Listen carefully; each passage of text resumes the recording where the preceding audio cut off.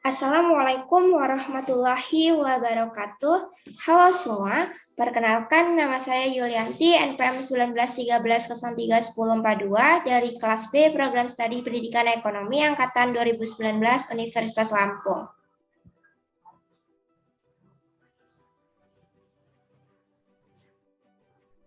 Oke, jadi di sini saya akan mempresentasikan hasil laporan observasi pembiayaan pendidikan saya di SMA Negeri 1 Sendang Agung. Dan laporan observasi pembiayaan pendidikan ini merupakan tugas akhir dari mata kuliah Ekonomi Pendidikan.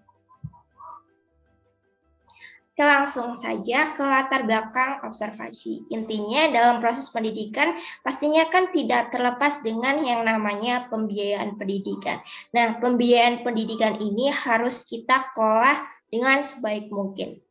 Tujuannya agar anggaran pendidikan yang efektif dan efisien itu bisa menghasilkan sumber daya manusia yang tepat guna dan berhasil guna. Oleh karena itu, di dalam laporan observasi pembiayaan pendidikan ini akan dibahas mengenai pembiayaan pendidikan yang ada di SMA Negeri 1 Sendang Agung.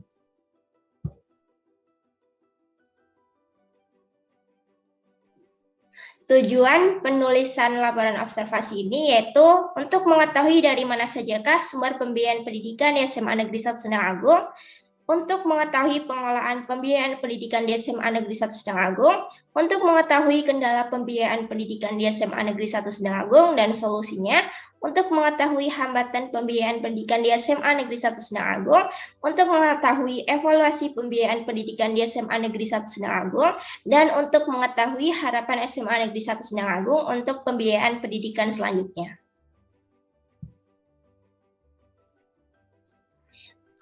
Penelitian ini saya menggunakan penelitian kualitatif. Tujuannya untuk mengetahui pengelolaan pembiayaan pendidikan di SMA Negeri 1 Sendang Agung. Dan narasumbernya itu ada Bapak Kepala Bidang Kurikulum, Bapak Supriyanto, kemudian ada Bendahara BOS, itu Bapak Indro Waluyo, dan Bendahara Kopita itu Bapak Setiawedi. Untuk teknik pengumpulan data penelitian ini, saya menggunakan teknik wawancara, observasi, dan dokumentasi. Kemudian observasi ini saya lakukan pada hari Senin tanggal 6 Juni tahun 2022 dan bertempat di SMA Negeri 1 Sendang Agung, Kecamatan Sendang Agung, Kabupaten Lampung Tengah.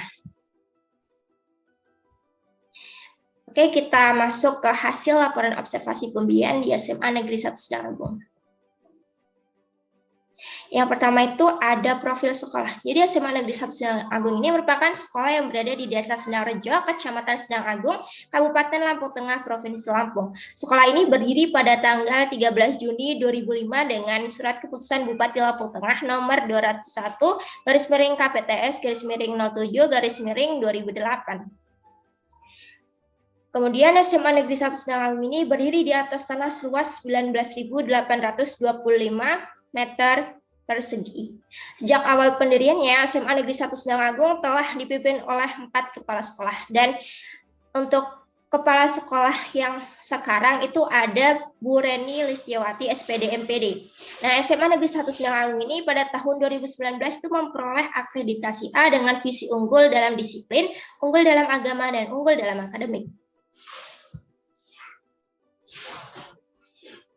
Kemudian sumber pembiayaan pendidikan di SMA Negeri Sendang Agung yaitu ada dari pemerintah berupa dana BOS atau bantuan operasional sekolah dan PIP, Program Indonesia Pintar. Untuk PIP sendiri itu langsung diberikan kepada siswa ya oleh pemerintah. Kemudian yang kedua itu dari orang tua atau wali siswa, yaitu berupa SPP atau uang komite. Kemudian besarannya SPP di SMA Negeri 1 Sendang Agung tahun pelajaran 2021-2022 yaitu untuk kelas 10 sebesar 2.650.000, kelas 11 sebesar 2.150.000 dan kelas 12 sebesar 1.650.000. Kenapa dari masing-masing kelas itu besarannya berbeda? Karena pastinya setiap masing-masing kelas kan memiliki kebutuhan yang berbeda. Misalnya kelas 10 itu kan membutuhkan pengeluaran seragam sekolah atau pembelian seragam sekolah. Tentunya akan lebih besar daripada kelas 11 dan kelas 12 karena kelas 11 dan kelas 12 kan sudah membeli seragam pada waktu kelas 10 sehingga lebih kecil pembiayaan atau SPP yang dibayarkan daripada kelas 10. Kemudian ada dana swadaya. Nah, dana swadaya ini merupakan usaha mandiri yang ada di sekolah. Jadi, dana swadaya yang ada di SMA Negeri 1 Sendang Agung itu ada koperasi dan kantin. Untuk koperasi memang ada, itu dikelola oleh guru dan hasilnya itu untuk digunakan kebersamaan guru. Kemudian untuk yang kantin ini yang menjual di kantin itu pihak luar. Jadi nanti sekolah menerima setoran dari penjual luar. Nah, dananya itu nantinya digunakan untuk seperti perbaikan fasilitas kantin itu sendiri. Nah, dana swadaya di SMA Negeri 1 Sendang Agung itu jumlahnya tidak begitu besar. Kemudian pengelolaan pembiayaan pendidikan di SMA Negeri 1 Sendang Agung. Ada 3 ya, itu perencanaan pembiayaan pendidikan di SMA Negeri 1 Sendang Agung itu dimulai dengan rapat koordinasi untuk menentukan rencana kegiatan dan anggaran sekolah yang berisi tentang sumber dana untuk membiayai pendidikan dan pengalokasian dana sesuai dengan kebutuhan sekolah. Dan tim yang menyusun RKS itu ada tim pengembang sekolah. Tim pengembang sekolah itu ada kepala sekolah, waka kurikulum, waka humas, waka sarana prasarana, kemudian ada bendahara, ada wakil dari BK dan TU. Kemudian untuk pelaksanaan anggaran di SMA Negeri 1 Sendang Agung itu tidak semua anggaran yang diajukan itu dapat terlaksana ya, karena kepala sekolah kan harus mempelajari setiap anggaran yang ada. Jika terlalu besar maka harus dikurangi, jika terlalu kecil maka perlu ditambah atau bahkan ditunda atau dibatalkan. Ini tujuannya supaya menghemat anggaran. Kemudian pengawasan dan pertanggungjawaban pembiayaan pendidikan di SMA Negeri 1 Sendang Agung. Untuk pengawasan sendiri dilakukan oleh kepala sekolah.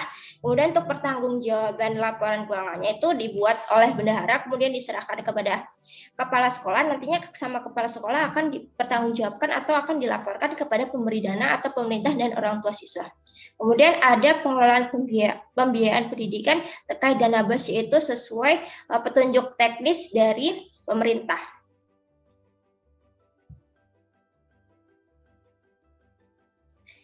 Nah, di sini ada kendala pembiayaan pendidikan yang dihadapi SMA Negeri 1 Sendang Agung, yaitu sekitar 40% siswa menunggak membayar SPP.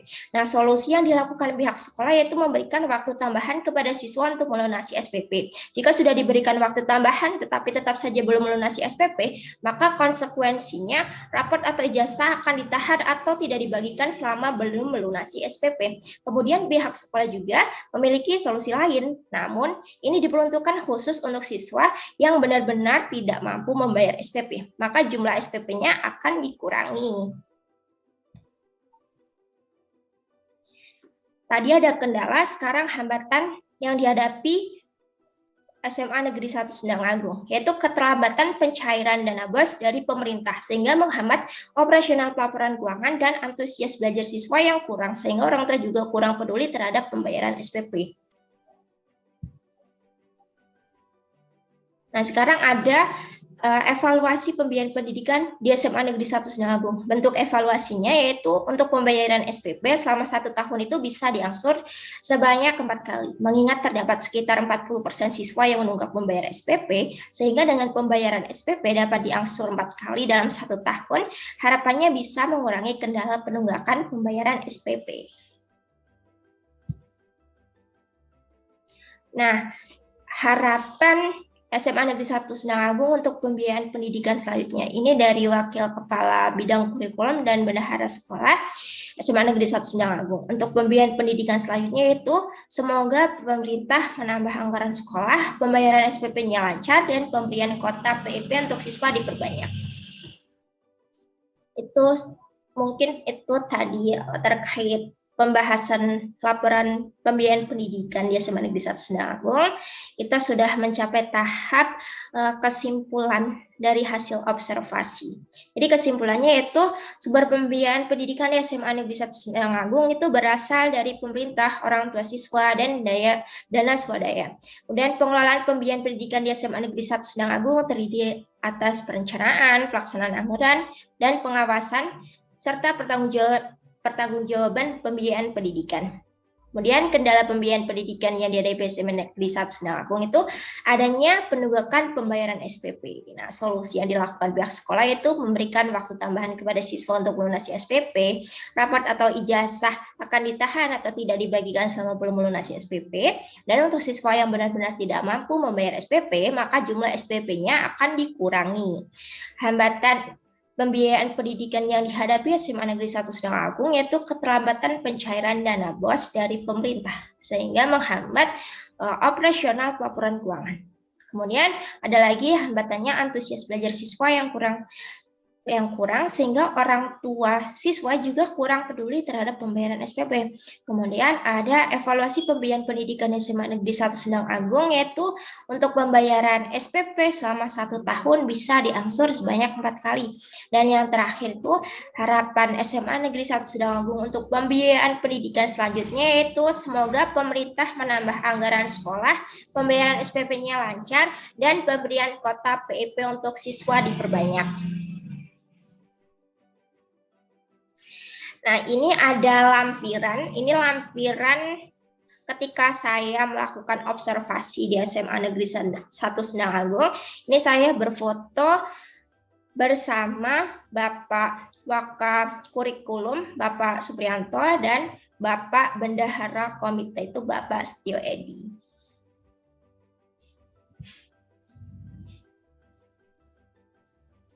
Nah, mungkin itu saja pemaparan hasil laporan observasi pembiayaan pendidikan di SMA Negeri 1 Sendang Agung yang telah saya lakukan. Kurang lebihnya saya mohon maaf, kepada Allah saya mohon ampun. Saya akhiri, wabillahi taufik wal hidayah. Wassalamualaikum warahmatullahi wabarakatuh. Terima kasih. See you.